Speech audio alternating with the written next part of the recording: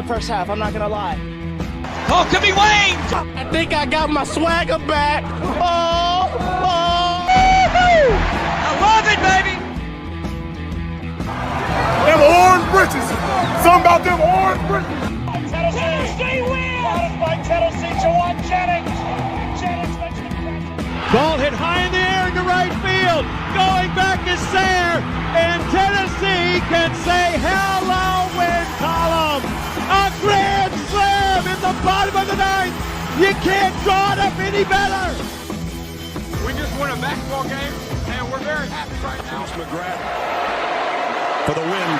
He got it. If you don't like college football and you watch this one, I'm not sure what your problem is.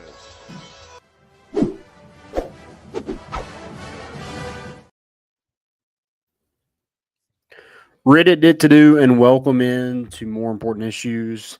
Today is Sunday, December 22nd, 2024. Caleb, as you can see, is not with us. He is in mourning. He is not feeling great. So me and Joey are going to take a dive into what transpired last night. Also, just kind of put a bow on football season. It sucks, but the show must go on. So we're going to do that. If y'all have any questions, please drop those in the chat. We would love to get to those as the show goes on. So first things first is football season is officially over for the Tennessee Volunteers. Fun season. It sucks the way that it ended. You just wanted to go to the college football playoff and compete a lot better than you did last night, especially with the fans that showed up, and it just sucks. I don't know kind of how else to put it than it just sucks. Yeah, I mean, if it was a close game and, you lost by a touchdown or even 10 points and it was kind of just in the last 5 minutes kind of didn't go your way, that'd be one thing, but that's just not the reality. I don't think we would be feeling as, bad about the season overall, regardless of how it was a loss. But yeah, I mean, you got trounced. It was not, like you said, it's kind of a shame. The hype all week. I mean, the hype for the last 2 weeks really has just been insane. And then especially 24 hours when people started getting into Columbus and the fan base just showing out. And I don't know, it does feel more defeating than what you'd like at all. I mean, you got outplayed like in every aspect. It's just sloppy. And things didn't go your way immediately. It was just, worst case scenario, basically. Yeah, just from the get-go, it just seemed like, Tennessee couldn't get anything going. I think the first two drives were 3 and outs. I think you had negative 6 yards in those 6 plays that you had on offense. They were able to score the ball at will, just march down the field, big plays. I mean, looking at just the box score, and I know it doesn't say the whole story, but, Tennessee, it wasn't great on third down, not horrible, 6 of 16. The passing yards were horrible. Total yards weren't good. But you won the turnover battle, and you only had 6 penalties. If somebody would have said, Tennessee wins the turnover battle and has only 6 penalties, I would be like, we played a pretty good ball game. But it was anything from that. You just got dog walked is what happened. You did. There's no Nico, it just seemed like the entire offense, it was just so difficult to do anything.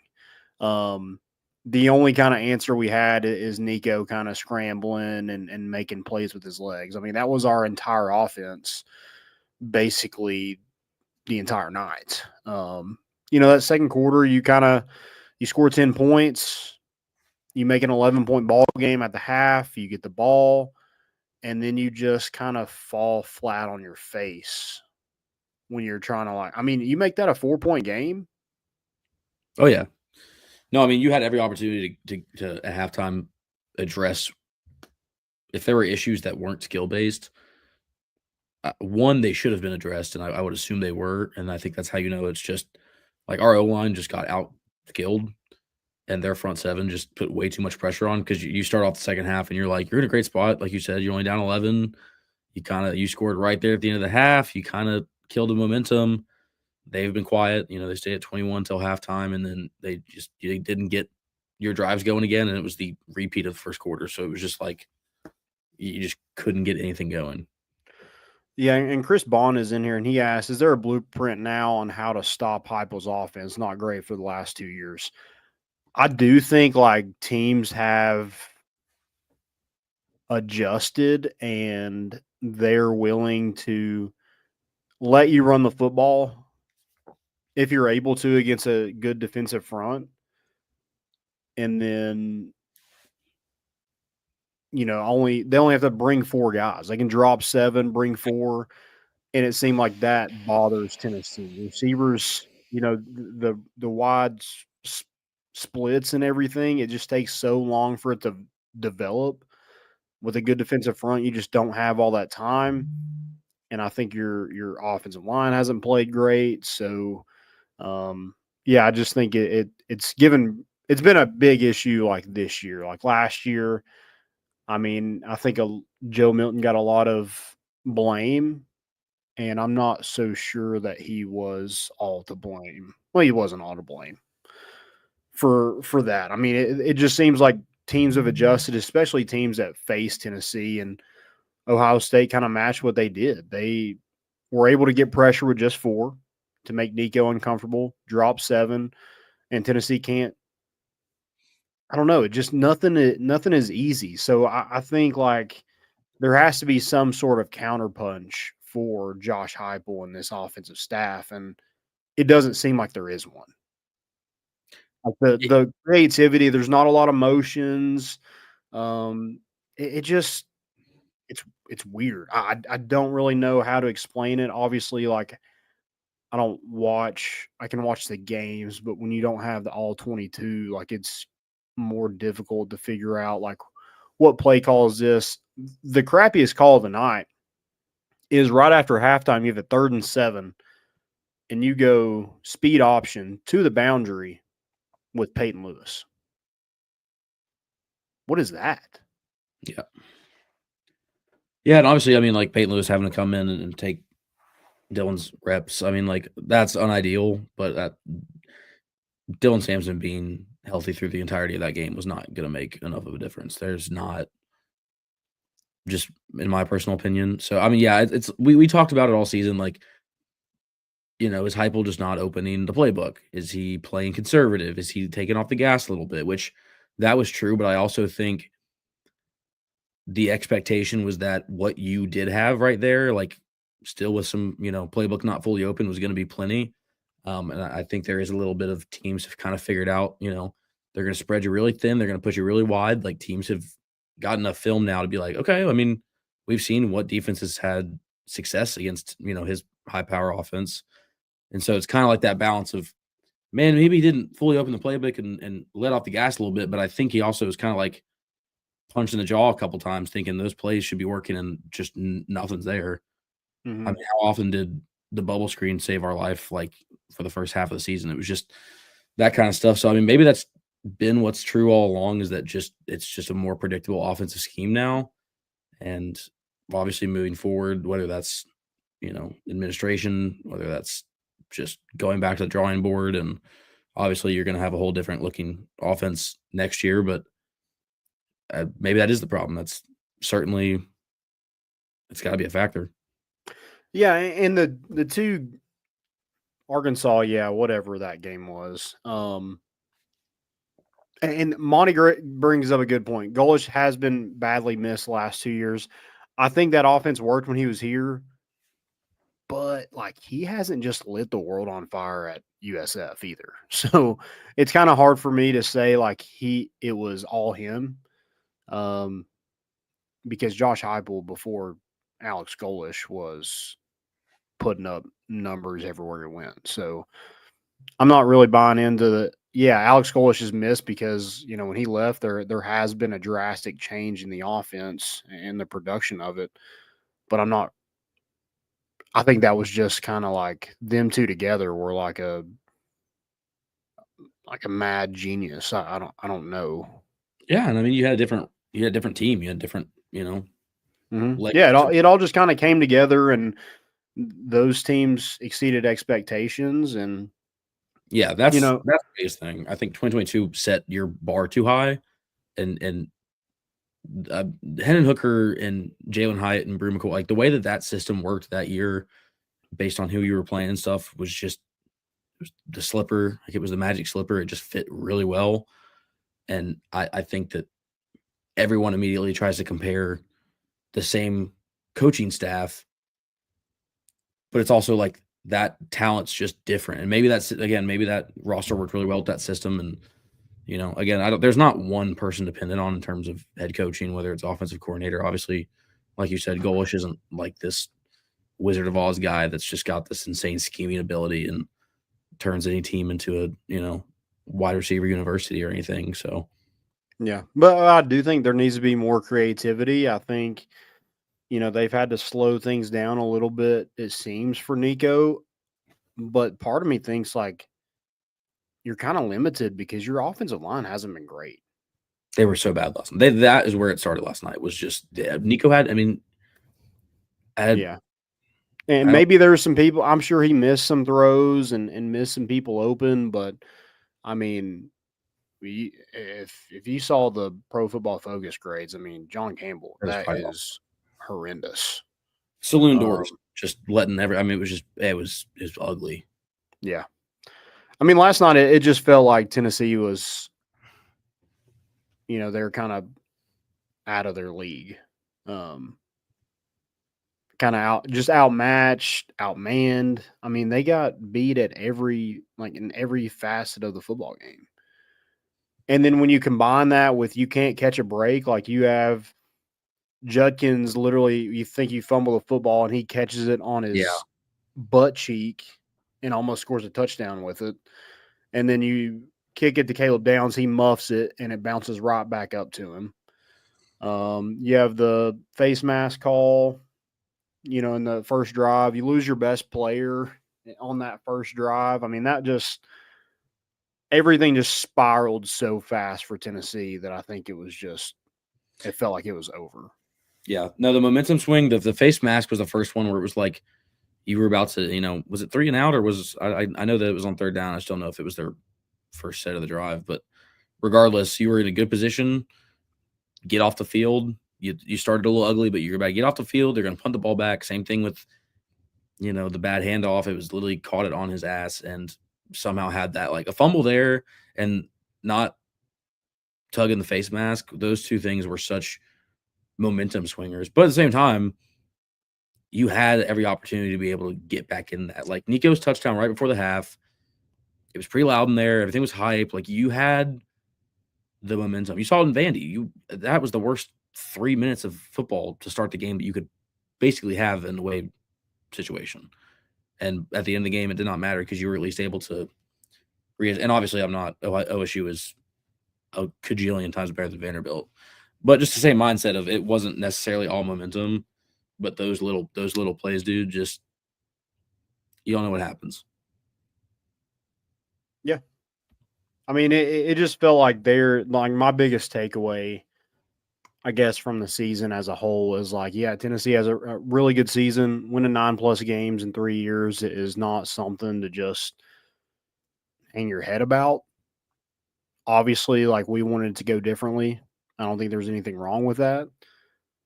But I think we're kind of right where we wanted to be. And I think a lot of people, even Greg McElroy, we tweeted that video out today if he predicted us to go 8-4. I mean, we surpassed a lot of expectations this year. Obviously, like last night sucked. But my biggest takeaway is you're not there yet. Like you're not to Georgia. Like the 2 games that you lost badly were Georgia and Ohio State, and those are 2 of the top programs in the country. Like you just aren't there yet. You're not there yet to compete for a national championship. Were you in the college football playoff? Yes. But let's be honest. Indiana, SMU, they aren't competing for a national championship. No. Tennessee, like last night, looked like they were not prepared to compete for a national championship. In the moment It last sucks, night, but that's reality. any of those teams would have beat us. I felt like in that moment, it was so just defeating. And like I said, it's just immediate reaction. This game makes you feel worse about the season. And like I said, if you only lost this game by a touchdown, you're still out. You still finish with the same record, but I'm certain that you feel a lot different about the season. And even last week, if you were to analyze the season, the regular season, like we did, it wasn't all doom and gloom. It wasn't necessarily like, it's what we've known all along. Again, like we went from a really shit spot, and Josh Heupel took over and has brought us back to high quality. Again, being upset about a 10-win season. Obviously, there's still that gap to elite. Like an Ohio State team that's been in the playoff, 4 or 5 times in the modern playoff era. Like this is a team that's tried and true in the playoff era. No matter what happens between them and Michigan, is a solid team. Ryan Day might not be the best coach, but I mean, this is a blue blood of college football for term. That's just that gap that you got walked last night, and I don't know. I just think separating. It's probably going to take a week, but trying to separate last night's performance versus the rest of the season and overreactions and stuff. And it's going to happen, but just trying to minimize, because I mean, it was ugly last night, but you got to find some sort of positive out of it. Yeah. Also, let's just clear the record. Josh Heupel's your guy. Nico's your guy. We're not doing this whole, I know, but Sure. Yeah. I deleted Twitter last night. I wasn't going to do it. I didn't want to do I don't want to read. I could just have self-control and stay off my phone. No, I needed to sulk, but I needed to minimize what I saw because I just know that there was so many, Heupel's just not going to get to the next level. And that might be true. He got you 2 out of 3 years, and basically should have been 3 for 3 with Bama. You're back to beating Florida. Stop. Everyone calm down. Got dog walk last night. Chill on the overreactions. Yeah, I went through Twitter, and obviously Ohio State fans were all in my mentions and, going on and on about different stuff. They won. They're taking their victory lap. I'm okay with that. Yeah, would I love to go to every single one and be like, yeah, you're fat, you're ugly, this and that? Sure. But I kind of felt like Christian Moore after the Notre Dame loss in 2022. I was like, I'm just going to take all this in. Yep. I just read through it, took my beating, and it sucked. But I do think I'm not sure why Ohio State can't figure it out against Michigan. But I mean, looking at them last night, if they play like that, they win the national championship. 100%. And that even people on Twitter remain that they were like, this team was going to be Oregon, and yeah, if they play like that last night, now they're favorites against the number 1 team in the country. I mean, that's no reason why Ohio State should have lost that game to Michigan with the roster that they have. I think it makes it worse for them. I think it makes Ryan Day look like an even worse coach because he has that in him, but he just fell straight on his face against Michigan. It's mind-boggling. But, Will Howard had his best game of the year against Shocker. That's the most disappointing about this is the 2 things that Tennessee has leaned on the entire season was Dylan Sampson and their defense. Dylan Sampson obviously gets hurt on that first drive, doesn't come back in, and Tennessee's defense was a no-show. That defensive line especially no-showed again. Yeah. Each little aspect of the season, this game, the O-line folded. This game, we just got no offensive efficiency. This game, the front 7 didn't do anything, that the backs got cooked. Everything culminated last night that has almost had us losing games this year. And all of them happened at once. And that's why it was just such a collapse because the O-line didn't do their job. The secondaries Jacoby Thomas, Ricky Gibson, they all got buttered. I mean, you knew Jeremiah Smith was going to be you knew that going in, and we knew that if they are able to expose us on that, then we're going to have to match it on offense, and that's not been that's not been what we're supposed to do all year. I mean, it's been defense first, and that was out the window too. I mean, that first 6 drives for Ohio State were just clean. Maybe they got away again with like the almost fumble and stuff, but like doesn't matter because they didn't. And it was just perfect execution for them on offense. Yeah, Jeremiah Smith, I think I read that he had 6 catches the past 2 games before this one. And then he has 6 catches in this game alone. And I mean, it just like, guys, like he's the best player on the field. Like, please figure it out. I mean, that one Ricky Gibson, that first one of the game just runs right by him. I'm not sure what Ricky Gibson saw or was biting on, but kind of just stutters his feet like he's going to break on a route and, I mean, gets toasted. You just can't have that happen with a guy that good. And, you know, combine that with getting 0 pressure on Will Howard. I mean, the Ohio State and Georgia game, like those 2 games were like, okay, our defensive line has to dominate to win this football game against a struggling offensive line. The week before, Georgia, Ole Miss had their way with them up front. Yeah. We're like, okay, there's your weakness right there. Tennessee's defensive line should dominate.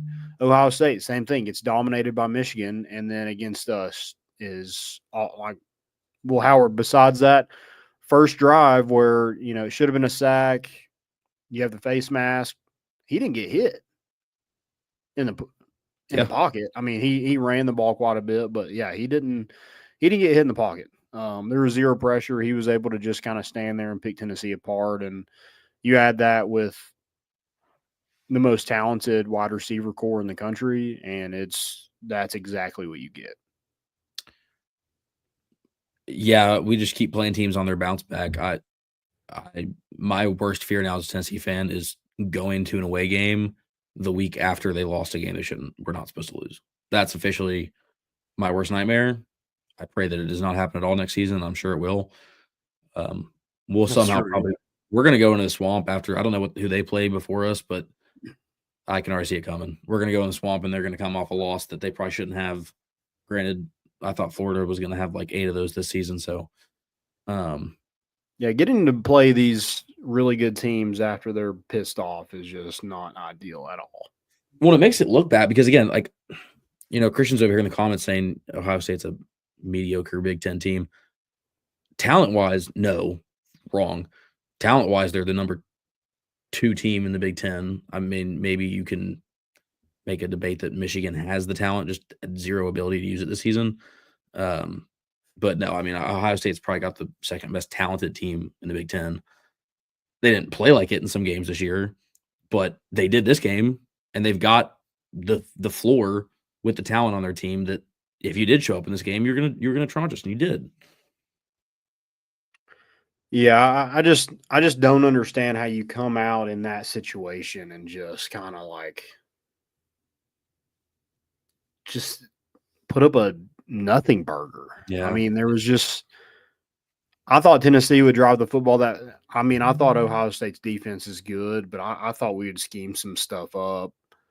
I thought Tennessee would look more prepared and ready to play. I mean, they came out with their shirts off. I was like, oh man, that fires me up. And now it's like, now it looks stupid.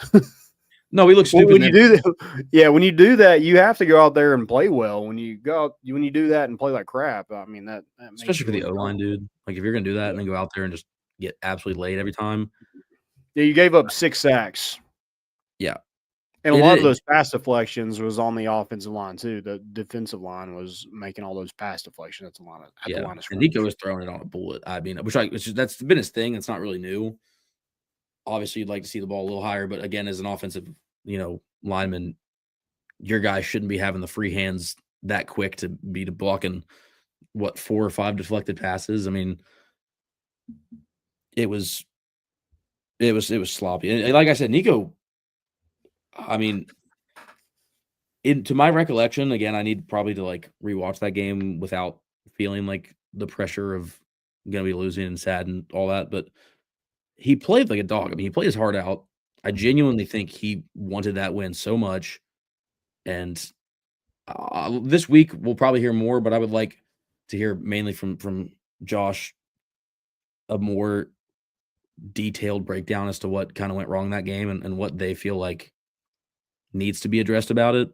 because it is very much like, well, we just didn't play our best game. Like, yeah, no shit. I see that. I want to know, like, because I mean, to go into halftime and not make any adjustments and let it just. I mean, you started the second half as cold as you could. Like, you just didn't have any momentum going, and you started with the ball, and you got 30,000 fans in the shoe, and we spent all week embarrassing ourselves and selling T-shirts on the street and playing Rocky Top at Waffle House and all these things, and the team goes out and just lays a stinker, and it's like, yeah, now we look like idiots. People get to laugh at the Vols fans for the billionth time this year for a reason, and I love I know we're gonna talk about it probably more specifically later. I love the passion of the fan base, but like it is so defeating when they are lunatics behind this team. Like there are people willing to kill for this football team, and you just drop an absolute egg. I mean, just a stinky. It was 42-10. That last touchdown was great, and I love that we did it. It shows some heart. You didn't give up, but that was 42-10, and easily could have been 42-3 because that touchdown at the end of the half didn't need to happen. Like those were both your best looks of the game in terms of getting to the goal line and actually able to execute. But I mean, Nico ran the ball 20 times. He had to. It was that bad. Like there was nothing going on offense. But then again, the offense didn't look good. When your defense gives up 42 points, your offense is struggling. You weren't going to score 42 points regardless. So, I mean, you're going to lose that football game because of your defense. Your defense couldn't stop a nosebleed. Your corners are getting burnt by their best wide receiver. There's no safety help. I don't know what's the even point of putting safeties out there. They can't tackle. They can't fill a rushing lane. Mm-mm. They're not over the top. I mean, you might as well just put 2 linebackers in, or 2 more corners, or put 2 more defensive line. Maybe you get some pressure. I don't know. The defense was the most frustrating part because there were 0 adjustments made. I'd have to watch back, and I don't know if I'll be able to watch it back sober. I think I would have to just drown myself in alcohol to be able to even turn it on. But if I watched it back, I would like to know, it felt like we didn't bring anybody except the 4 guys. No, yeah. And we're still leaving our corners on an island. How does that work? I mean, yeah, the situations when Jeremiah Smith has a one-on-one matchup, he's throwing it up every time. Yeah. And obviously, no pressure. So Will Howard's got the time to sit back in the pocket for 6 seconds and tee it up and just throw an absolute dime. And I mean, we've won games only scoring 17 points. You're right. This team is not 2022. If I told you before the game yesterday that Ohio State scores 42 points, I cannot imagine that you will have any higher than a 5% confidence that we won the game. You don't know the outcome. You just know OSU scored 42. I think I've got 5% confidence that we somehow still won that game. Because you're just, I mean, that the defense got just pissed off. I mean, there was I don't remember seeing Boo Carter come off the edge in a blitz, or Aaron Carter blitzing a gap, or anything really. Did you do any stunts where you kind of moved? Maybe those tackles were getting the best and maybe holding James Pierce a little bit. Maybe you move him inside to see if you can get better pressure that way, or Joshua Joseph's the same way. And it just seemed like we did the same thing over and over again. And then, I mean, you couldn't stop the run, you couldn't stop the pass. So it was just a whole lot of just crap from that defense, who, credit to them, wouldn't be here without them. Right. But man, your 2 biggest games, 2 of the 3 biggest games of the year, they did zeros. Yeah. Yeah. When you're just relying on them all season and lifting them up on a pedestal and saying there was a lot of emphasis on being a defensive team from Josh Heupel at the beginning of the year. And that was true for most of the year. And Georgia is one thing, but this is the one game where they couldn't blow it. And it's just when you place such a high emphasis on defense, I don't know where that gap is to the point where is Ohio State just that good on offense? Like, I feel like we've seen offenses close to Ohio State's, if not better. And again, it's one game, right? Could just been poor execution, poor play calling, just exposed. Like, you pick the worst game to do it, sure, but is it more of a pattern thing? Like, because it kind of came out of nowhere. Because again, the defense was, other than the deep threats, you really felt like you were going to be able to contain the running game and send a lot of pressure. Have 7 or 8 in the box and put a lot of pressure on. Because that was the key. We said if you get pressure on Will Howard like Michigan did, it's just like Jalen Milroe. He's gonna make the mistakes himself. You get the pressure on him, he's not gonna have time to make these deep passes. Maybe a couple, maybe a handful, but you force him to make the mistakes. And like you said, you won the turnover battle, but that makes it even worse. Because you just still they dropped 42 on you. Yeah. And they probably could have made it a lot worse, to be honest. They could have scored at will. Yeah. Yeah, not great. And then, Ohio State's receiving core, their top 3 guys and Tate and Igbuka and Smith, like those 3 guys are our number 1 receiver. That is a huge difference.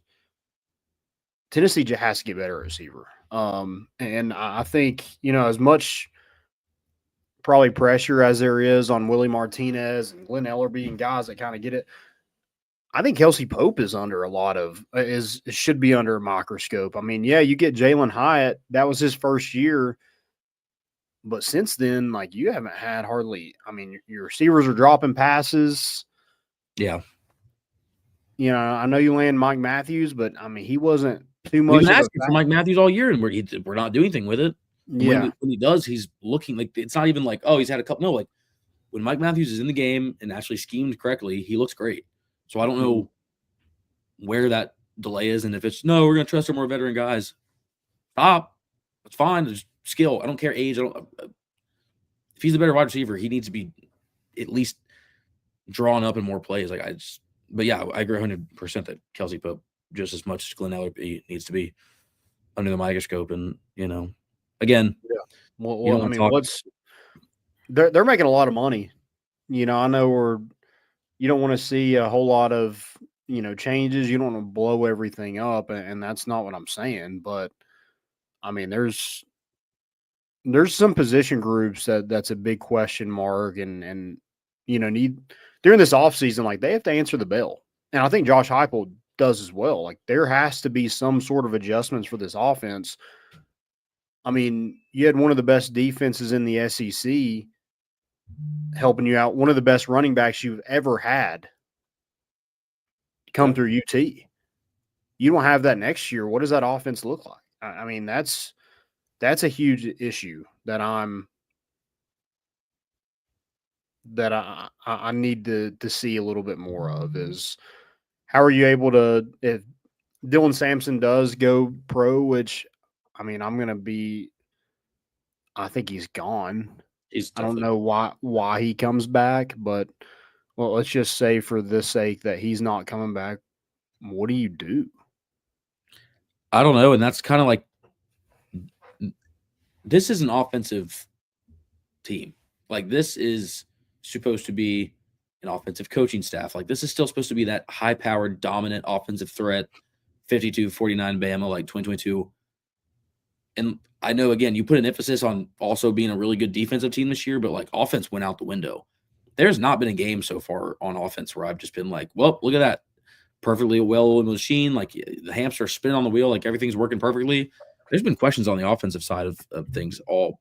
And I think some of it is doing credit to our receiving core is not as talented as I think we were touting them to be based on recruiting status and how they looked. And, it's been a mediocre year for receivers this year. It's a fact. We've relied heavily on Dylan. If Dylan Sampson, I don't even want to say who. I don't know if Dylan Sampson's not on the team this year. What's your record? Like, what is your offense figuring out? I don't have that much confidence that between Squirrel, Brew, Brazel, Nimrod, Thornton, like, these are talented ass guys, and there was just no standout like game where I'm like, you know what, the receivers just did their job and everything worked well on offense. Like, you were playing from behind in terms of offense all season, and that's just, again, defense last night clearly an issue. But looking back at the coaching staff and stuff, it's like I at least want to know where that skill gap went in terms of offensive efficiency. And it's like you can't just rely on having the best running back every year. This Tennessee team needs to be equally a deep threat, if not more. Well, yeah, and that's like when you go down 14-0, like it's a lot harder to make up that difference because you're such a run heavy team. Like you need to have some sort of balance to be able to win football games where you might be slow coming out of the gate. Luckily Vanderbilt was just atrocious and didn't bring any pressure, but Yeah. if they did, like it could have been a lot different ball game. Yeah, I mean, you spent 10 weeks holding teams to under 20, and when they scored 21 in the first 5 or 6 drives, you're going, "Uh-oh, like this isn't our forte. Like, what are we supposed to do?" So, like, yeah, I mean, automatically there, you're on your heels. I mean, you are absolutely stuck.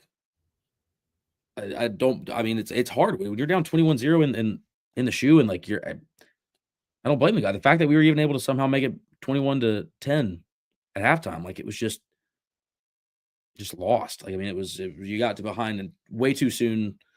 I would have rather them start off.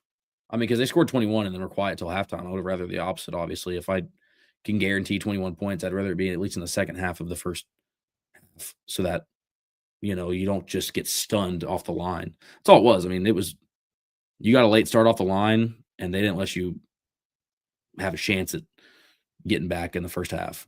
I mean, obviously right there at the end, but that first quarter was you just need I need to hear something. Like I need to see a breakdown. Yeah, you just need to have those explosive plays. And I'm not saying it has to be 2022, but that was such a huge part in us scoring points. Where now is like you have to drive the field. It just seems like it's like running in mud almost. Like it's so difficult for Tennessee to just drive the field and take what the defense gives them because there is a lack of, penalties kill us or, if you don't run on first down, you have to throw second and third down where they're dropping 7. There's no room. You don't have any explosive receivers.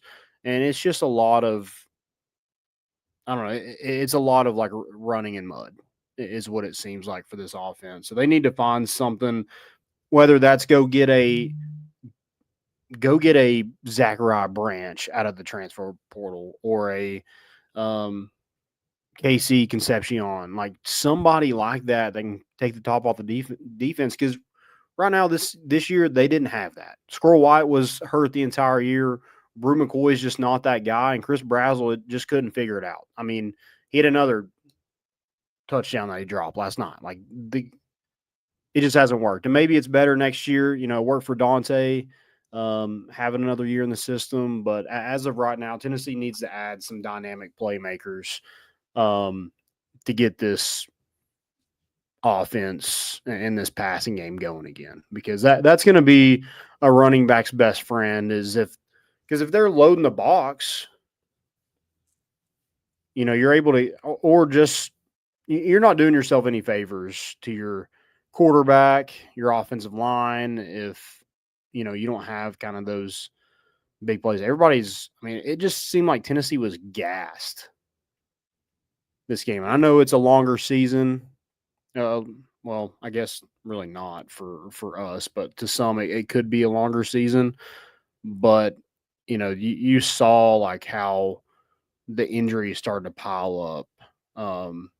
Those bruises maybe earlier in the year are now kind of weighing on you a little bit. Dylan Sampson's workload probably was a little too much, but he got you there, so it is what it is. But yeah, Tennessee's going to have to find some more dynamic options to make this all. Because I mean, what do you do defensively? I mean, you're going to lose a lot of that defensive line. Yeah. You're losing James Pierce. We'll see what Joshua Josephs does. Omar Norman Lott's gone. Amari Thomas is gone. I think Bryson Eason could come back. But it was just you're losing a lot.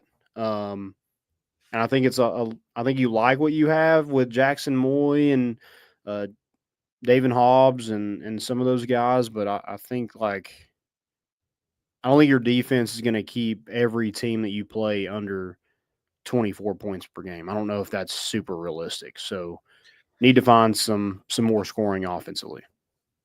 Yeah, Josh and I don't Heupel, you're like you said earlier, he's an offensive coach. I mean, that's on him.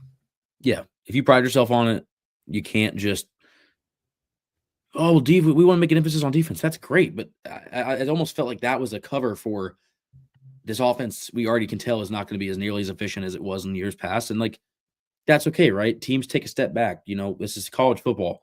You lose guys quicker than you get them. Obviously, not literally, but I mean, like you got a really good core of receivers. You better have the next guys up because these guys are going to be gone. And if you're on your heels in terms of, you know, and Heupel's an offensive guy himself, but like same thing with Joey Halzle. Like his answers last night are, you know, what happened? Like all this. First off, he flips it back on the defense a couple times, rightfully so. I understand, right? I mean, you let up 42 points. That is certainly the defense's fault.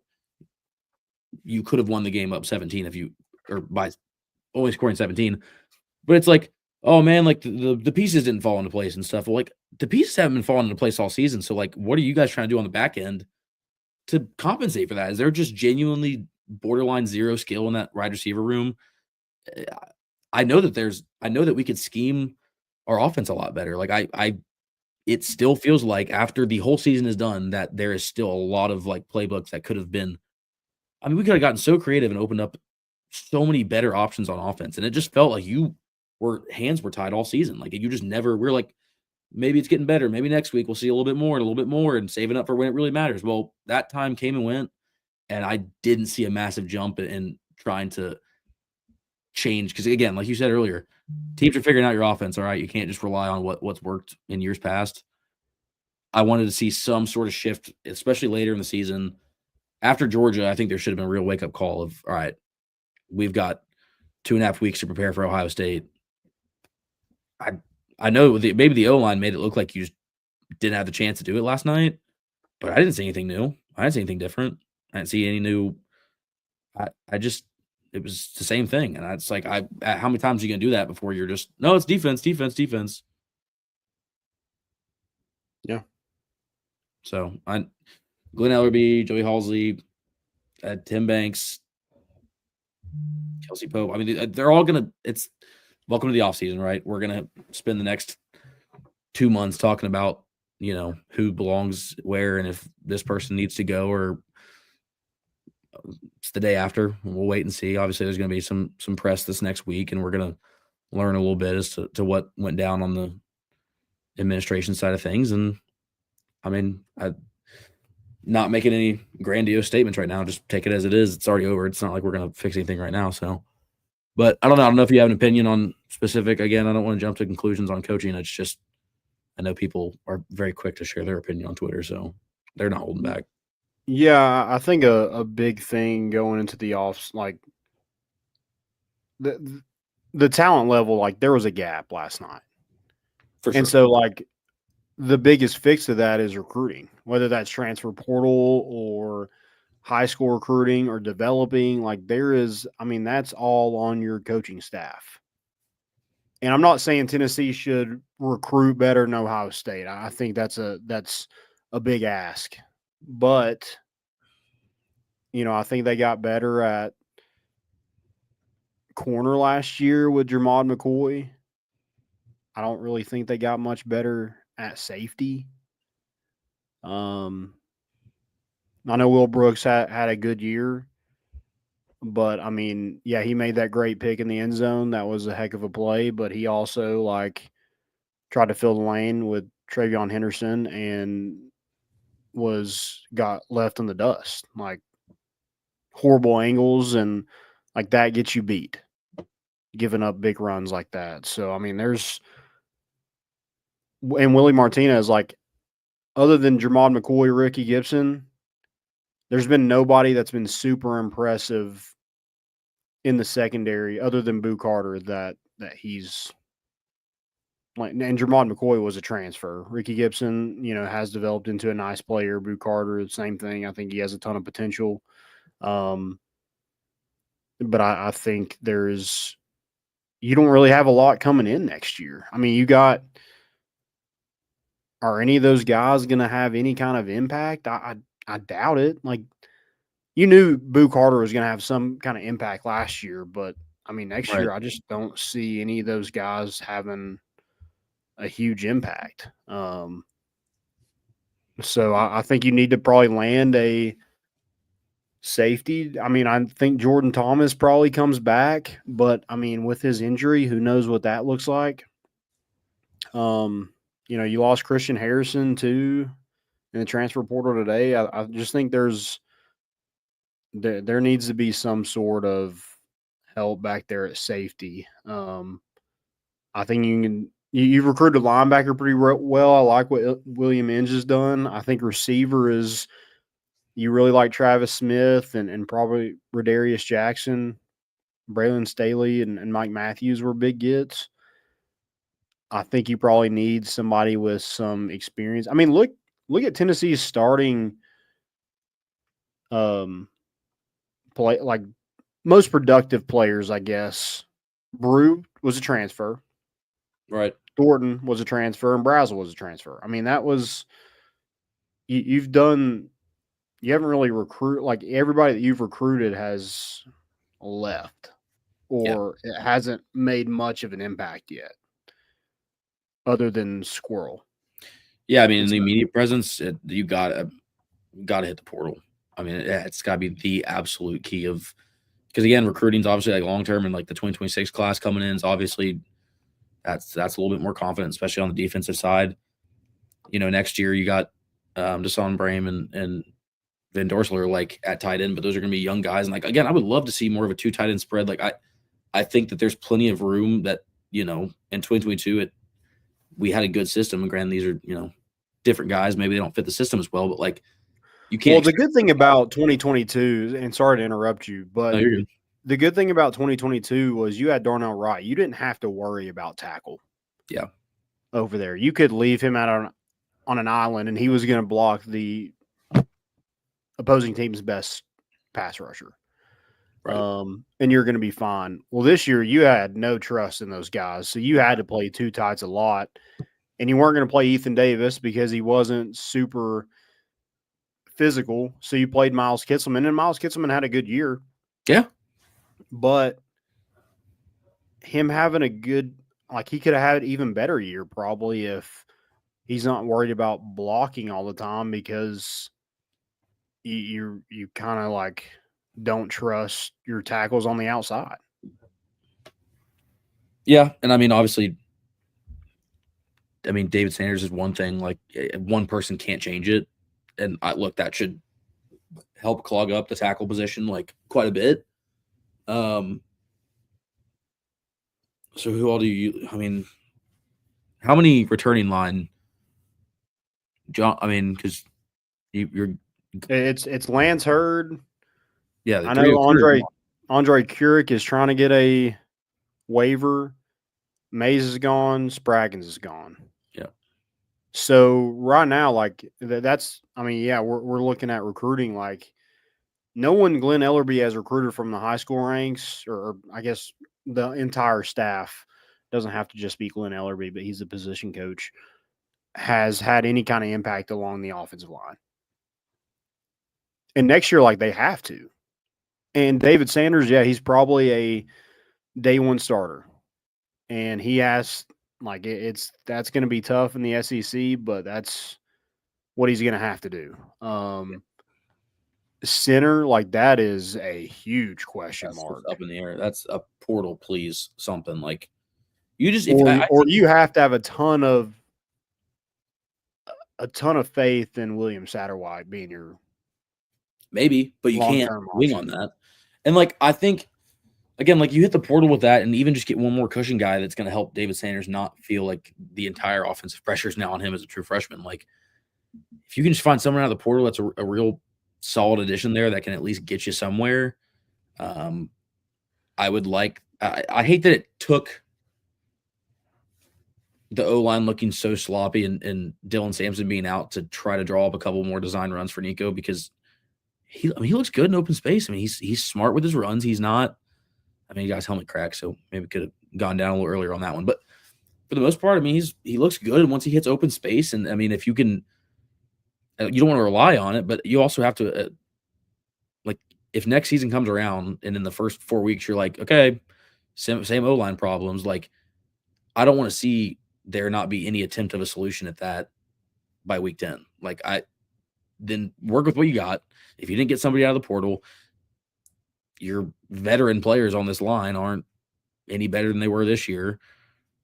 You got to draw up something. Like, you got to start being quicker. You got to have a lot more RPO. You got to have a lot like you have to adjust. And like, that felt like this year the adjustments weren't really there. And it's kind of the same thing we were talking about with Kelsey Pope and the wide receivers. Like, I didn't see, it was a lot of same style offense that worked half the time and got you enough cushion to let your defense really save your ass, but not enough to make you feel.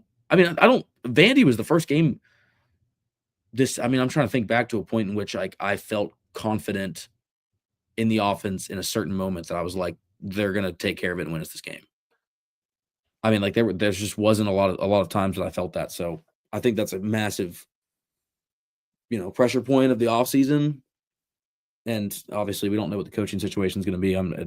There might be changes, there might not be, and we don't know who or what. But I think how do we get where, like, we have all these like 5th, 6th year guys playing along that offensive line, and all we heard was how Ohio State's line is beat up. They're playing a bunch of backups, this and that. The same with Georgia, and they're able to just get the most out of those guys. Like, Tennessee just wasn't able to get that. And I will give them a ton of credit because Dylan Sampson set a ton of records. But for, like, the penalties and, them just, I mean, Nico got sacked a ton. And some of that's probably on him, and some of it's probably the receivers not being able to get open. But I mean, at Arkansas, your offensive line just got abused. Landon Jackson he could have wrote his name on Nico's forehead. Like, I mean, he was on him all night long. Last night, it was Jack Sawyer and JT, however you say his last name, all over Nico. Yeah. It was just hard to watch. But I agree. Like, you're going to have you just need to develop guys. Like, they have to be able to play at some point. I don't think the answer is just continue to get guys out of the portal and, hopefully they work out. Mincy wasn't great. John Campbell wasn't great. I think you need to get guys in your system and develop them into really good offensive linemen. I think they did a really good with Darnell Wright, but Darnell Wright was really good when he got here. Like, let's call a spade a spade. He was a 5-star. I think David Sanders is probably should be that same mold. He should come in and be fundamentally sound, get bigger, learn the offense, and be just fine. Yeah. Guys that are kind of, those 4-stars that you have that are just aren't getting much run, those guys are going to have to play at some point. William Satterwhite, Jesse Perry, Gage Ginther, Trevor Duncan. I mean, the Aiden Bustle, the list goes on. Like, there has to be some guys step up and take one of those jobs instead of just the transfer portal on the offensive line. I think, like, you can find a good bridge guy. Yeah. Like, Andre Kuric he was okay. Like, I mean, he wasn't terrible. He wasn't all world either. I think you can find a guard like that out of the portal and it'd be fine. Like Wendell Moy Jr., I'm sure he's coming in. He'll probably start and be fine. I just worry to death about the center position. Cooper's had it so long. You would hope Vyson Lang would come in and be that next center. He wasn't. William Satterwhite, they like him. I think Nick Moore is another guy that maybe they can use at center at some point. But, yeah, you have to find some guys that you've recruited out of high school and turn them into good offensive linemen. Yeah, I mean, you have to – I mean, I hope they have more confidence than we do, especially in, like, Satterwhite. And, like, because you can't like he's been here so long, like you said, like that position has to be filled. You've had plenty of time to develop somebody underneath him.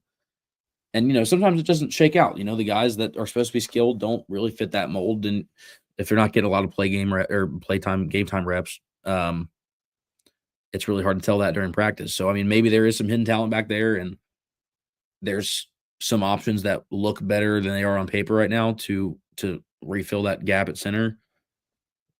But, like, you also don't want to be sitting there on your heels and relying on the portal. Like you said, like, you have to – I would have hoped that's already happened now with, like, Cooper, but if – this can't be a pattern, right? Like, it's with the receivers now. Like, I needed to see development out of the guys, and we've been better at that at receiver for sure. But there needs to be development at that position, because now we're stuck here going, okay, well, like, what returning guys are going to bring us real benefits? Obviously we haven't seen enough of Mike Matthews and definitely not enough of Braylon Staley to, like, feel confident and say that. But, like, if they don't shake out either, like, well, what are we doing to develop guys underneath what that way in 3 to 4 years, these are supposed to be your veteran guys, like Brew McCoy ended up being so structurally sound for Tennessee because not only is he a talented player, but you built him up in that system and he just molded well, and you figured it out early and you ran with it, and he developed and he learned the offense really well. And, like, he just clicked. Not everyone's going to just click, but you have to at least be able to develop some talent behind these guys so that you don't just aren't sitting there in the portal praying that you get something to make you feel better about the following season. Yeah. And if they're not if you're not able to get any guys that are able to contribute, you're recruiting the wrong guys. Like, you're not recruiting good enough guys if you can't develop them into players that contribute. So that's a recruiting issue. If we continue to see that along the offensive line, you continue to see that at safety or, in the secondary, wide receiver. That's, again, those 3 guys for me are under a microscope. Yeah. This offseason. Like, it is make or break. You're making a lot of money. This is a really good program right now. Top 10 program in the country. You want to take that next step, you're going to have to find guys that can get you there. And if they're not able to get the Jimmies and Joes to get you to that level, then they aren't right for this program. That's bottom line. Yeah. I agree. I don't really have a lot else for Ohio State. That it sucks. No, sloppy game. That team probably. I would, if I was a betting man, I think I'd probably bet on them to win the national championship. And I hope they do. That'd be awesome I hope they don't. Well, yeah, I do hate them, but I would feel a lot better going to bed at night knowing that they just got hot at the right time and they're actually a really talented team, and they're one of those teams that can't get by Michigan, but they're going to go sweep through the best teams in the country in the playoffs. Like, welcome to football rivalries. Ignore your record. That's always going to be a factor. It's just those rivalry games that beat you down. I don't know if you want to jump to the fans at all, or. Yeah, let's get to the fans. That was special. Yeah. And it sucks that the game turned out the way it did, because that's probably not going to be looked at as much because of what happened. But the way they took over that entire city, that stadium, I don't know how Tennessee comes out that flat when you come in and you're like, oh my God, like, it was a half-home game. I don't know. We would have came out that flat in Neyland based on that rate. Yeah. Other than Ohio State just being nervous, but it's one of those things that, again, like, it makes you ignore Twitter. Brandon Walker saying we're the most asshole piece of POS fans. Like, yeah, and we own it because we've been through the thickest and we've been through 3 and 7 seasons and winless SEC seasons together. Like, we're going 10-2. These fans. Only a couple people are giving us the true credit because they're just letting the game, again, take away from the facts. And at least we got some praise for the game. But like you said, it kind of gets overshadowed just with the plundering that happened last night, but there's no other team in the country that's doing what we're doing. The fan base, I don't want to hear mediocre SEC, whatever, all this stuff complaining about how the 3 SEC teams they got left out would have beat all these teams. Sure, got us. We can stop. We're done. Like you got us.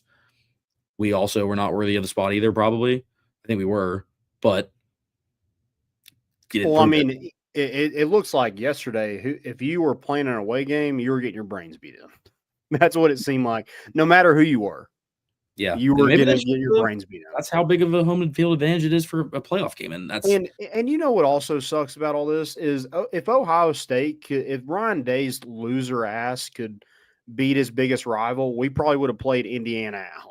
That's what pisses me off about all this. Or Penn State.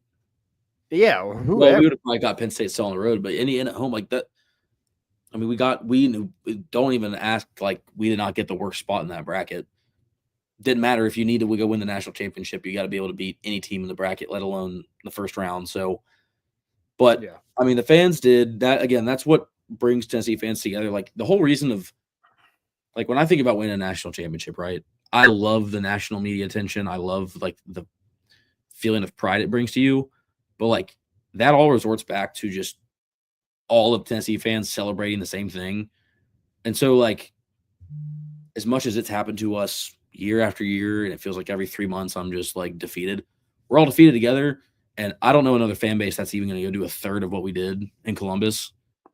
And there's unfortunately probably some fans that went through all of that and went and watched that, and next season might not decide to go to a certain away game because of that, or they just, if anybody's, I mean, I believe that this fan base is going to ignore this game if they have to travel anywhere next year. They'll still be there, I promise. But it is a little defeating, but at the same time, it is so much less defeating knowing that we still walked in there. I don't know. What was your final guess? I do think it was probably about 30%. That's what it felt like anyway. I just saw it was on TV. And so they probably didn't show the full stadium. I would like to see like an overview of the full stadium, but it wasn't just one section. It was just like peppered all throughout the stadium, which is why it's hard. I thought was awesome. I love that it was a serious like that angle makes it look like you're not going to be able to see the color at all on that. But like, yeah, it just felt so much more orange than, and again, on TV, it was kind of hard to tell, but this picture looks so orange. And I mean, this one too, it's something special that a lot of fan bases don't understand. And they wonder, why we're so rabid on Twitter and why we're such assholes and why we're so quick to just say dumb things online. It's because we care more than any fan base. And if you can say what you want about the way in which we do it, but if there is a single person that ever doubted the loyalty that this fan base has for not only just the football program, I mean, just the athletics program at Tennessee in general, but certainly this football program, if you ever believe that, you're an idiot in the first place. If you watched what happened in Columbus, you are not allowed physically to have that take anymore, because it's not true. It is just simply, I don't know another fan base that even gets close to taking over somewhere like that. Alabama's like, yeah, we walked into Vanderbilt. IMG could take over Vanderbilt. That's not impressive. Like we had more fans at Ohio Stadium than Vanderbilt holds. So yeah, I mean, that was, again, the game is the game, but it was such a special moment as a Vols fan throughout the week to just watch everybody come together and just common enemy, and the ticket situation helped a lot. Obviously, maybe it wouldn't be the same, but again, Vols fans were like, you know what, it's horrible. I can do it. I'm doing it. I'll drive 5 hours. I'll drive back the night of. Like that, a lot of people did that, and I thought it was hilarious that they're like Ohio State fans, and I guess there were some other just like random fans were like, it was a sellout for Ohio State, and then they just resold to Tennessee and made money. The tickets were like got down to like $60 at one point. Like they weren't making their money back reselling those tickets. They just weren't going. whether that was because they were sick of Ryan Day losing to Michigan or not, Tennessee, I mean, if Tennessee doesn't travel, is that stadium even full? I mean, it's a good question because I I mean, don't if you know. look at there was a section on one of the ticket websites that was 6 rows with 10 people in each row. Not a single every single seat was open for sale. So there was nobody in that spot. And I don't think it was designated to band or anything. Like I think that was a ticket company, a reselling company that bought those initially, thinking that they were going to get way more money for them. And Ohio State fans bought them. There was a block of 60 seats that whatever reselling company probably got absolutely diced up on, thinking that they were going to buy them and sell them back for triple, double, whatever. I don't know. I don't know if it would have been full. I from reports on the ground, they weren't that loud, which that's just the Neyland syndrome. Every away game I've been to, I'm like, wow, it's way quieter on here than I would think so. That's just Neyland's going to be one of the loudest, and that's everywhere's going to sound quiet. But I mean, again, really special show. And I mean, you as an Ohio State fan, you can talk all the shit you want. I think you have to look at that and be like, these guys are psycho, and I respect it. Like that's true fandom. Yeah, that's like Brandon Walker. I mean, you brought up Brandon Walker saying we're assholes and we're crazy. Yeah, I mean, absolutely. This isn't news, dude. Like that's what makes this fan base like one of one. I mean, you're gonna hate us, absolutely, but there's something deep inside of you where you're like, man, I kind of wish I was a part of that too. Oh, 100%. Because at the end of the day, it's like Johnny Manziel. Like a lot of people like that played him, you're like, man, I hate that guy. But you wish he was on your team. 100%. And every time we do this stuff with these big away, like, you know, we've got people on Twitter set up huge GoFundMes for kids with cancer. And we've got, you know, we have supported countless opposing players' families that are going through hard times, or, you know, his mother passed away and we decided to help go. Like, we might be psycho, but at the end of the day, I don't know a Vols fan that wouldn't give you the t-shirt off their back if you needed it, if you were as an opposing fan. And if a Bama fan was ever, you know, genuinely like hurt at Neyland Stadium or something like that, like these people are psycho, and we know that we're assholes sometimes. We know that we're aggressive and have nothing to do with our life because we're just on Twitter 24/7. But that's the kind of passion that when you finally do hit elite status again, and I say win because I still think we are on the brink of being able to put it together. Like, again, you're back to great football. We're not sitting here trying to complain about a 10-2 season. There's another step up to elite. And when that time comes, this fan base is going to be, watch out, because it's happening in basketball, happening in baseball. I mean, we got people that have never cared about college baseball at all to hate the Tennessee Vols in the College World Series. Yeah. We brought them into fandom strictly because they wanted to hate us so much. That's a powerful thing to do. That's a good point. Yeah. It's powerful. There's not a single Bama fan that could ever get me into a sport like swimming enough. Sport that you don't care about. Yeah. Yeah. Like I don't care about swimming enough. I'm not going to like be like, I hate Alabama because they have such good fans that I now like am cheering against Alabama swimming. Like, I mean, Tennessee literally got, like, Tennessee fans were getting the code for Ohio State season tickets and sharing it out. I mean, it's psycho. We've ended like careers. Oh, someone got fired for that. 100%. I mean, that a couple of years ago when we found out that official was an LSU fan, and we got him like removed from a game. Like Tennessee fans are insane. And if you hate us, there's a little bit inside of you that's a little jealous you're not a part of it. But yeah, great showing from the game last night. That's if you got to go, awesome. Props to you. I'll be honest, like I have a terrible road record, so that's one of the reasons. Also, I didn't have just a great feeling. I don't know what it was. I just didn't have a great feeling about the game. I just didn't love how our offense looked. I don't know what it is about Tennessee playing on the road, but it sucks. It's just not good. Tennessee comes out flat. They don't play well against like toss-up games or teams with any kind of pulse. You know, they can beat Vanderbilt and Kentucky. Sure, they're laughing stocks.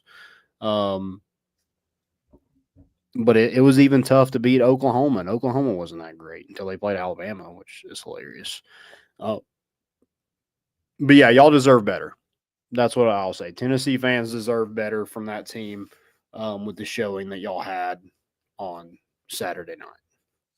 Yeah. And so that's where like a Josh Heupel, like I know he said like that in his press conference, gave Tennessee fans their props. Man, that makes it even worse. Yeah. Is like it was a road game, but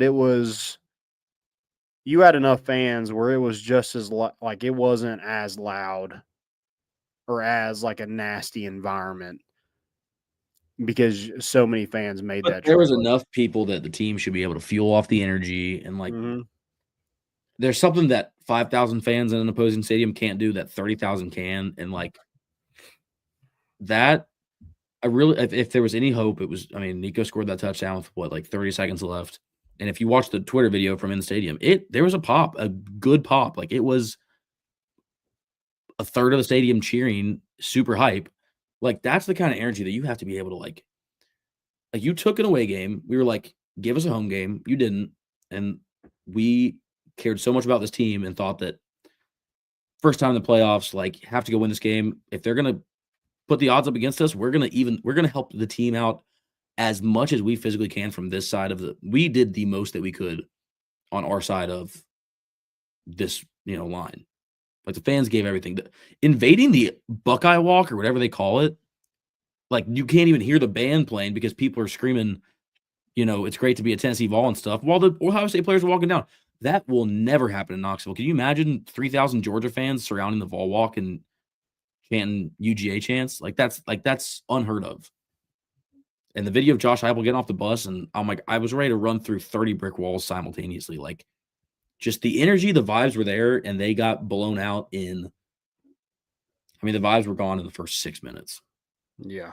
And I don't even mean 6 minutes. I mean 6 minutes, start your clock from kickoff to 60 seconds times 6, whatever that is, 3,600, quick math.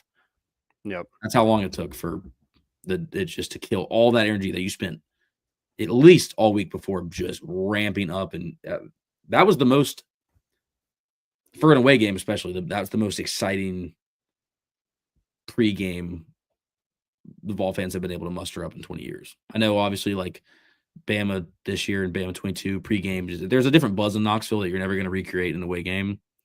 But damn it, you got close and you did your absolute best. I mean, took over a whole block to sell T-shirts in Columbus, orange T-shirts. They said, if you don't got orange for the game, we got you. We're going to drive van loads of merch and set up on their Can you imagine like a Georgia Superstore on the Strip?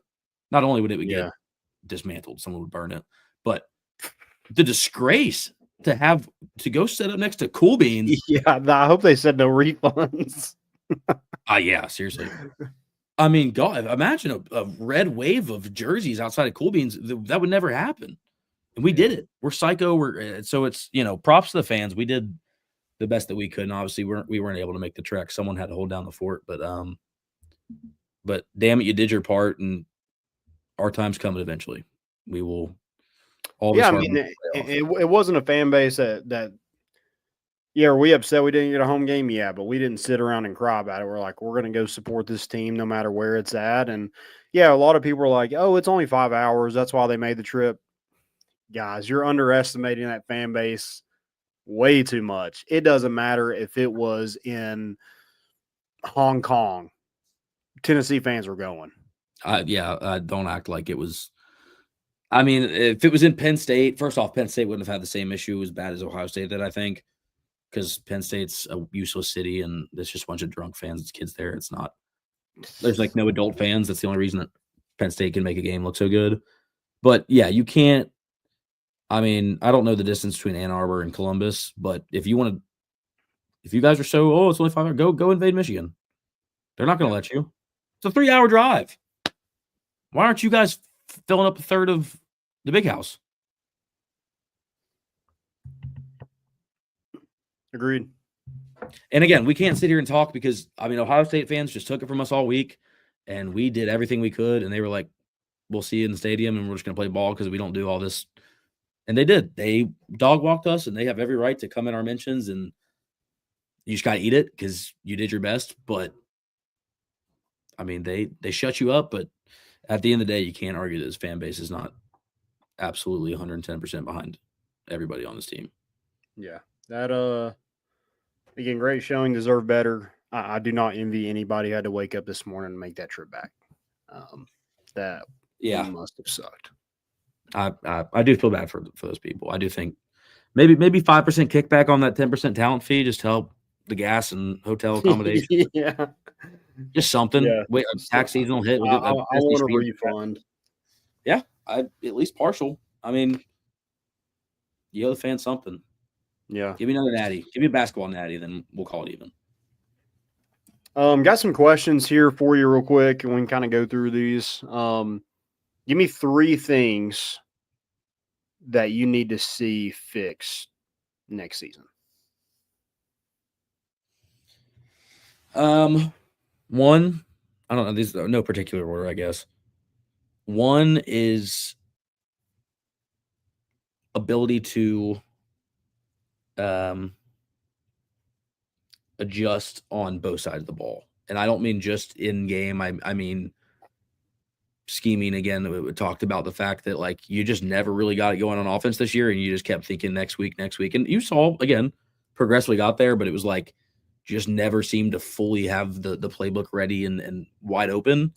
So I definitely think that, and on defense as well, being able to match coverages a lot better and you know, not let teams drop 42 on you. Number 2, depth, and not depth in a sense of having players there, but like we talked about having guys that, you know, at the end of the season, next guy up is equally ready, and you know they're not going to be as talented, they're not as veteran, but you know that they're set up and able to take over that spot. I don't want to be sitting here 365 days from today praying for a portal miracle again. Like I want to have some consistency behind that. And then I guess the last thing would just be probably the staffing situation figured out. If there's no changes need to be made and that's what they decide to come to, I better see proof that that is the right decision. And whether it's Ellerby or anybody, whether it's Halsley, like if you're not going to make that move, I need to see how that's going to affect us positively, like what might change and stuff. Because again, obviously coaches are going to get, every time a team's season ends, coaches are going to, you know, come under fire at some point, but you got to be able to back up it a little bit to what you think is not working. The typical, well, we just didn't connect this season and stuff like that doesn't work for, you know, whatever ended up being 13 games, however many you make in the playoff, if you don't even make it, you know? Mm-hmm. So I guess those would be my 3 if we're trying to get minute to detail. Yeah, I think 3 for me. I think penalties, number 1, the pre-snap penalties, like I would love to see that cleaned up. I know it's been an issue since Heupel's been here, but I just think a lot of, especially the lining up offsides on defense, like good God. Yeah. Like figure that out. That's something I think that's it should be an easy fix. You would think. So it's not. Yeah, it should be. It hasn't been, but yeah. That's a big one for me that I just think if you're struggling a little bit offensively or defensively, that just adds fuel to the fire. And like as a former player, it's just crazy to me that people like don't watch the football. Like it's the first thing you learn when you start playing football. Watch the ball. We were talking about it when you're lined up, especially when you're lined up in front of the damn ball, and like look at it to the right. It's there. You should be looking at the ball. You're right next to it. I have never understood how that. It is your indicator. It's what moves. It's fairly predictable. If the ball moves, go. There's no and that like on coaches, like you have that visual. You should be able to be like, hey, Dominique Bailey, back up. Yeah. Or, hey, whisper to Aaron Carter, get Dominic Bailey to back up. It's just discipline too. Like, there's no way all of these guys are that bad at just pre-snap penalties. Lining up. There's no way. There's no way that we just somehow collected 7 of the worst pre-snap penalty players on college football. Like, it's got to be some sort of accountability that way and something. Yeah. My second thing is, I played receiver, so I'm going to harp on the receivers. I need to see a huge improvement at that position. It needs to be more dynamic. They need to stop dropping passes. They need to help out their quarterback. When you have a wide open touchdown, catch the ball. That's another, to play wide receiver, your one job is to catch the ball. Catch the ball. That's it. Receivers just being better has to be one for me. And then I'm kind of with you on adjustments. Like, if something isn't working, you have to do something else. Like, there has to be some sort of counterpunch for, if we can't get anything going in the passing game, let's take a step back and ask why. And what can we do? Do we need to loosen or tighten the splits down a little bit where, you have guys kind of, I forget who it was in the chat was bringing up just you should be able to get the ball to guys in space. They should be athletic enough and good enough after the catch to make plays. Does it have to just run right by somebody like Jalen Hyatt did? No, but let's do some crossing routes. Let's do some mesh routes. And if your offensive line is struggling protecting, let's tighten the splits down where it doesn't take so long for stuff to develop. There wasn't enough of that for me.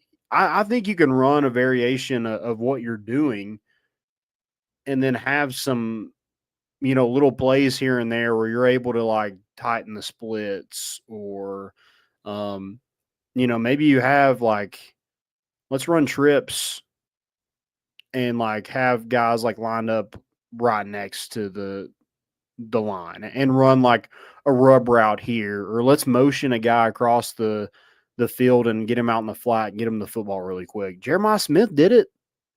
We can do it too.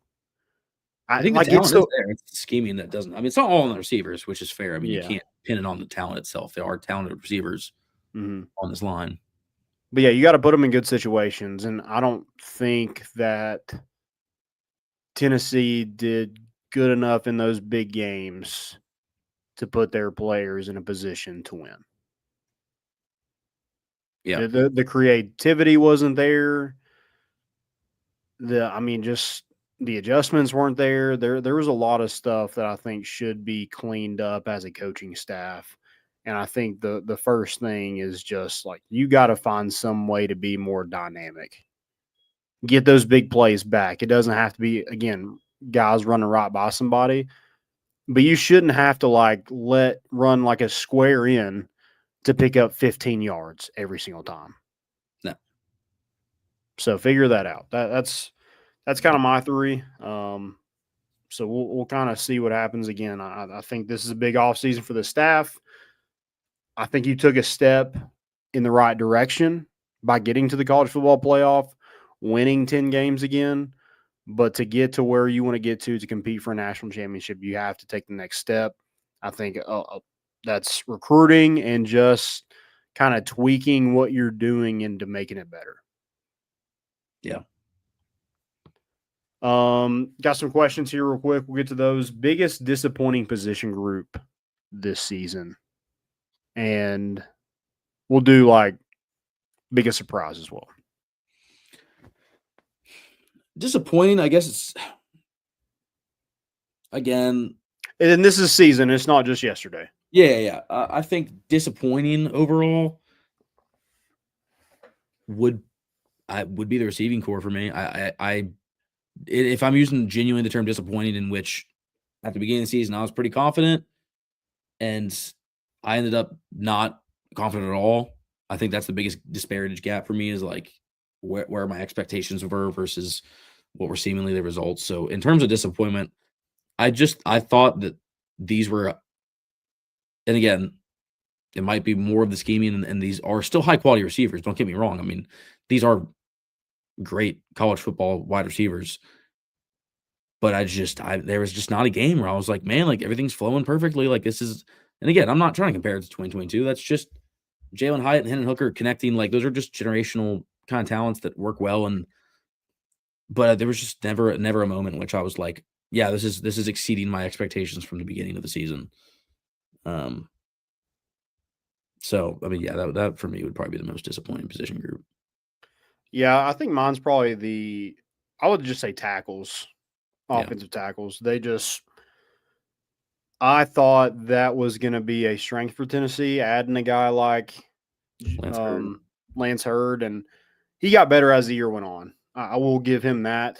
But man, that Arkansas game I can't get that out of my head. That was just atrocious. And I think John Campbell probably got worse as the year went on. So those two guys just did not. Dane Davis wasn't great when he played. I mean, Tennessee they had issues against really good defensive fronts. They had issues against Oklahoma. They had issues against Arkansas, Georgia, and they had issues against Ohio State, obviously. Yeah. So I think was surprisingly disappointing. Definitely. Yeah. Thought a big step up was coming from him, and because he played well last season. Yeah, I thought that was going to be they were going to take another step and be really good along that offensive line, and they just were not. Biggest surprise, I'll go first on this one. Biggest surprise for me was probably I'm going to go tight ends. Yeah. I think specifically Miles Kitselman. I thought he was I didn't even know who he was. Never heard of him when he committed. And then he turns out to be Tennessee's best tight end by a long shot. I'd like to see Ethan Davis play a little bit more, and I thought he played well in the season or early in the season. And, he's kind of just that more catch the ball type, receiving type tight end and not really a balanced kind of block and catch. But Miles Kitselman was both of those things, did a really good job. And, so I'll go tight ends with Miles Kitselman. I mean, surprised again. It's more just happy how it turned out. Boo Carter. I think the D-backs in general. I think Trevon McCoy. Again, ignore last night. Credit is due. That secondary was better than I thought it would be. And again, the season would not be how it was if your defense didn't step up in a lot of those games. And again, until Georgia keep every team under 20. Like, it's really hard to say that after last night because everyone just got torched. But I still, in terms of surprise, I for the rest of the season was happily surprised that position group actually did end up. And again, Boo Carter, I know that we were kind of griping that we weren't seeing him as much as we wanted to at the beginning of the season. And then, it was a little late by the time that you really saw potential. But just in terms of surprise, I won't say I was surprised because I know he's a talented kid. But, I mean, his ability to cover some field is just absolutely insane. I mean, that kid can – for his size, he is flying around and covering so much space. So, I mean, pleasantly surprised and not too surprised because I think we all saw it coming. But one of those situations where you wanted him to be really good, you knew he had a good chance, and he clearly is one of your staples on defense. Yeah, he's special. I don't know why it took so long for Tennessee to just like, hey, he's a freshman. Who cares? Give him the reins. Let him be the punt returner. Let him be star. I mean, he's a freak. And that's one more thing for next year. If I can add one more into what I want to see is like, I'm tired of hearing, oh, well, in practice it's different. You guys are like, give these younger guys a chance. If you don't have the kind of veteran system behind some of these guys that gaps are leaving when they're gone or if entering the transfer portal, give these young guys a chance. Like if you can tell really quick if Boo Carter was or was not going to work out in game time situations. And he did. Yeah. And you hesitated for a while and you got by, but it kind of hurt you. I mean, like if we're sitting on a lot of these situations next year, it's going to be really disappointing to find out too little too late that, they probably were better set for the position. Yeah. I think I also kind of biggest surprise, like as a player, I'm surprised Will Brooks even started for Tennessee. And I'm also surprised. I mean, the guy had 5 interceptions this year? I mean, I'm pretty sure most of the guys at his position have 5 interceptions. They're probably an All-American. Yeah. But he's not even looked at in like all SEC on any team. I think that's kind of crazy to me. Whatever. I mean, awards are dumb. Yeah. I mean, Travis Hunter won 2 awards that he shouldn't. Yeah, should he won the Heisman? Yeah. Should he won the best defensive back and best wide receiver? Absolutely not. No, Litnikoff was not his. Yeah. So definitely not defensive back. Doing both is impressive, but if you're just giving the award for being a D-back, yeah, bring me the papers because there's no. Yeah. Not at all. I know this episode was kind of like dull and gloomy, and rightfully so. Like, I mean, that sucked last night. But I do think like this program, I think you tweeted it. Please do not forget just 4 years ago. Yeah. We were 3-7. Yeah. Yeah. And we get caught up too much doing that. Again, it's expecting elite. Like you don't just flip a switch like that. And if you looked at me in the face in 2021 and laid down a piece of paper and showed your records and showed that, and then I guess 2-4 or 2-2 against Bama, but 2 for the last 3 years against Bama and finally getting on track against Florida, like I'm going to look at that paper and be like, sign me all the way up. And I'm not going to bitch for 1 second. Like I am happy as a bee. Love it. So like, again, take a little bit of grain of salt. Like, you know, we're very quick to dog on everything and think it's end of the world. And, you know, the earth is coming to an end, but you know, we gotta take it in doses. We can't win everything. We can't, I mean, we're going to go win a basketball national championship. We can't do a 3-peat, guys. We can't piss the world off. We got to want to spread it out a little bit, you know? Okay, yeah, I like that. Make it more competitive for everybody else. Otherwise, they'll just quit. Exactly. If we 3-peat, people won't stop talking about us, and it's just you don't want to. I mean, you want to give the sports world some other stuff to talk about. Let Oregon go and do this, or maybe Ohio State, and we'll go 2 for 3 on sweep, and we'll be okay. Yeah, ESPN would have to close their doors if all they had to talk about was Tennessee. That would be the worst for them. Also, we, out of any other team by a mile, have the awesome season's over. Still went well. We're number 1 in basketball, people. We just won a national champion in baseball. Like again, these are all things that what's Bama got going for them? I mean, I know your basketball team's pretty good, but like you didn't get in the playoff. I don't know. I mean, you're not running and telling mom about your basketball or baseball team. They're both good, but we'll see. I mean, I might get spin zoned on that later, but Kentucky's definitely not. I don't know what they're doing. They've been waiting all around for basketball season. They lost to damn who they lose to last night by 20 points. Who? Kentucky. Who did they lose to? Another blue team, wasn't it? Who was it? And it was another blue team, I thought. Not Memphis. I'm trying to find it. Anyway, my point being is that, I mean, we are so blessed as a fan base. I mean, again, we get to come out of what is, again, even still a great college football. They got beat by Ohio State. Ohio State. Okay, yeah, that's right. Man, what a tough day for Volcats yesterday. Yeah. Well, you shouldn't exist. If you're all cat, you shouldn't exist. Yeah, that's what you get.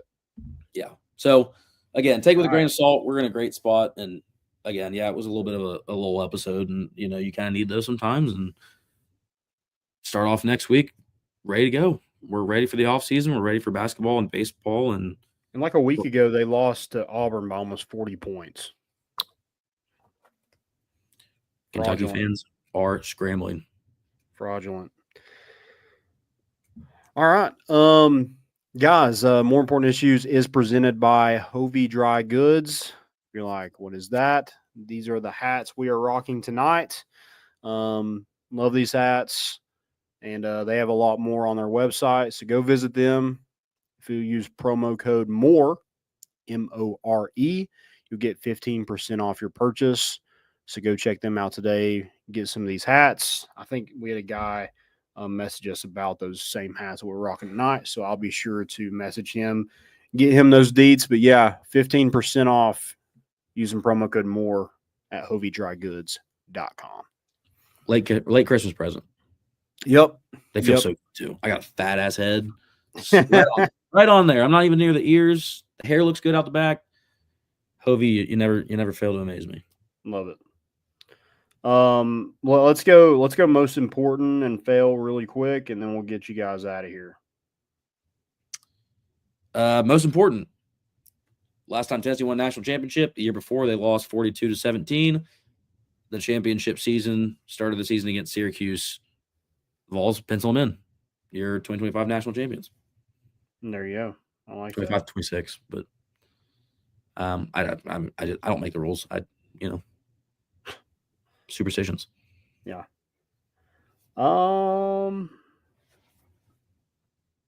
Man. Do I even have any most importance? My last one, if you're still looking, Yeah, go ahead. The dart championship is on until January 3rd. Watching a 9-darter happen, or like almost the most electric thing. I mean, if you're not watching, I mean, every day they're posting 45-minute highlights on YouTube on the PDC dart page. Mm-hmm. Electric. I mean, not a soul in there is sober. They're singing, they're chanting. I mean, it's just such a sticks it in the triple 20, and it's like Luke Littler was like so close to one yesterday, and like the whole place. Oh my God, I'm telling you, it's magical. We need to get out there for a darts match. Where do they do it at? Where's do they just do it at a bar? No, it's like a Sky Sports. It's in like an arena. Oh, okay. If you haven't watched a 9-darter happen, it's one of the most electric things you can probably watch inside an arena on TikTok. Okay. I'm in. My one most important is Tennessee baseball continuing to dominate recruiting. They've landed the top two left-handers in the 2025 class. The most recent one was Cruz Schoolcraft, which is an awesome name for a pitcher.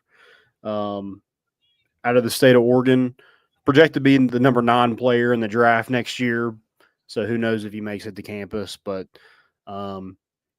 if there's anybody that can recruit a guy to not sign a major league contract, it's probably Tony Vitello, because he's like, hey, I can get you an even bigger one after college, and you're not having to waste away in no-name minor league cities. Not named Knoxville. If you are Knoxville, that's cool, but who knows if the Cubs will draft you. So, yeah, so they just continue to dominate recruiting and just, recruit. The recruiting pool that they're pulling from is unlike what we've seen from Tennessee. They just continue to do that. And they're going to be able to continue to pull from the transfer portal and be like, hey, Chase Dolander, Seth Halverson is both going to be with the Rockies here soon. That you got in the transfer portal, Billy Amick. I mean, just so many guys that you're able to be like, hey, they came here to develop. Christian Moore, Trey Lipscomb, guys like that. I mean, that's going to speak volumes for recruiting, and and Tennessee obviously won a national championship, and there's no selling a vision. The vision's like, hey, like this is what we do, this is what we did. We'll get you that major league contract, come and win some titles here, and it's easy recruiting pitch from those guys. Yeah, it should be the setup of a long time reign in college baseball, because it feeds itself at this point. And as long as Tony V's your guy, and I mean this again, knock on wood, but smooth sailing and just again domination in the recruiting class. I mean, why wouldn't you? Like, I don't know why you're able to get the most elite of the elite guys, and even pull some guys that, like you said, are probably ready to go to the league and come Tennessee and see what it's about. Or at least give them a chance. You're going to pull a lot more of those guys than you ever thought you were going to a couple years ago. So, yeah, absolutely. One One more most important is Desmond Watson getting a carry for Florida was Awesome. unbelievable. Heisman. Should have had it. Yeah, 449 pounds. That's too much human. Yeah. Like, who's tackle? I mean, imagine like trying to tackle him and him like just falling on you. Like that's the scariest thing. What I was worried about. I mean, just the action of a 6'6", 420-pound dude just landing on you. I mean, like, I don't even want to touch him. I mean, I'm not going to tackle him because he lands on me. I mean, my chest is crushed.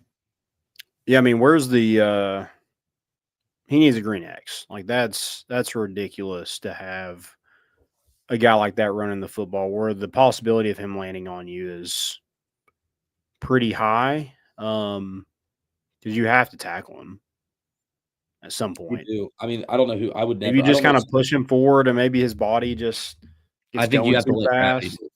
Yeah. If anything, give him a little push from behind, shove him, like, I don't know. speed him up. We have all this like head injuries and targeting rules. I mean, I think there has to be a rule of some sort of that. Excessive use of poundage to fall on a player. Yeah, if he lands on your ankle, heavy. Done. That's like career. Heavy is awesome. Too heavy is too much. It's awesome on a line. It's not great when he's trying to run through the A gap. Mm-hmm. Yeah, he was the A gap. Yeah, certainly. Fail of the week. I don't think I had any. I have had enough failure in the last 24 hours, so I just try to. Nothing about Tennessee. We cleared that. Yeah, mine's Kurt Cignetti. I'm glad Caleb isn't here to defend him, but good Lord, man. Who says that? Before the game? Look so much worse. Because first off, no, you don't. I mean, him going off about people are like, yeah, so we didn't beat a top 25 team, and bragging about beating Nebraska and bragging about beating a team when he was at James Madison. That is insane.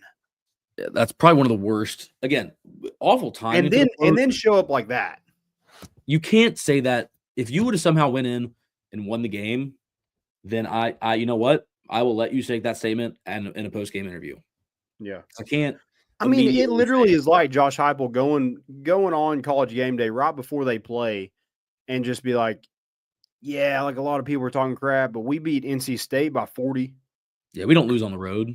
Yeah, you do. Yeah. Do. I mean, that's wild behavior. Yeah. I'm glad he kind of got checked a little bit because dude needs to. And he's still a great coach, and he's probably a little bit of humble pie, and I think he got it against Notre Dame, who no one thinks is a world beater in themselves. So, yeah.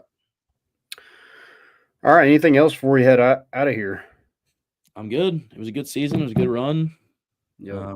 We'll be right back at it with basketball season. We're in the thick of it. So, yeah, Tennessee's got a pretty good basketball program. We're not like Ohio State and only care about one sport. We have a lot of sports that we can cheer for and continue to be the rabid fan base that we are. Also, guys, go check out Rowback.com. Use promo code More Important Issues for 20% off your first purchase. Best hoodies, polos, joggers, pants, anything you want. They got the clothing for you. I know you're going to get a lot of gift cards, probably some Visa gift cards, some money for Christmas. Not a better place to spend it than at Rowback.com. Use that promo code More Important Issues for 20% off your first purchase. Guys, thank y'all for listening. Love y'all. We will move forward. And we're on to basketball season. We're bringing the boat in, and we out.